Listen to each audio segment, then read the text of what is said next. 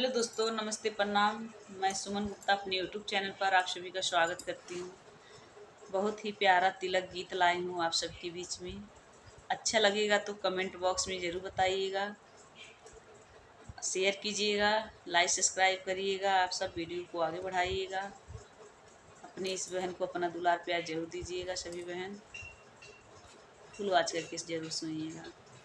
घेरी आई काली बदरिया हो, तिलक जल्दी चढ़ाओ। घेरी आई काली बदरिया हो, तिलक जल्दी चढ़ाओ।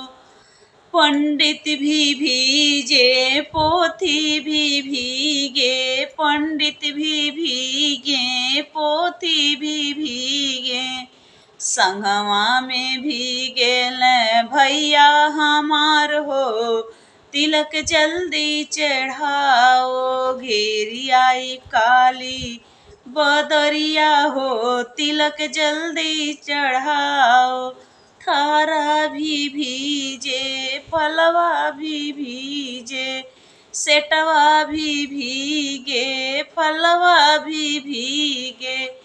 संगवा में भीगेल भैया हमार हो, तिलक जल्दी चढ़ाओ। घेरी आई काली बदरिया हो, तिलक जल्दी चढ़ाओ। घेरी आई काली बदरिया हो, तिलक जल्दी चढ़ाओ। सीकड़ भी भीगे, अंगूठी भी भीगे, सीकड़ भी भीगे, अंगूठी भी भीगे।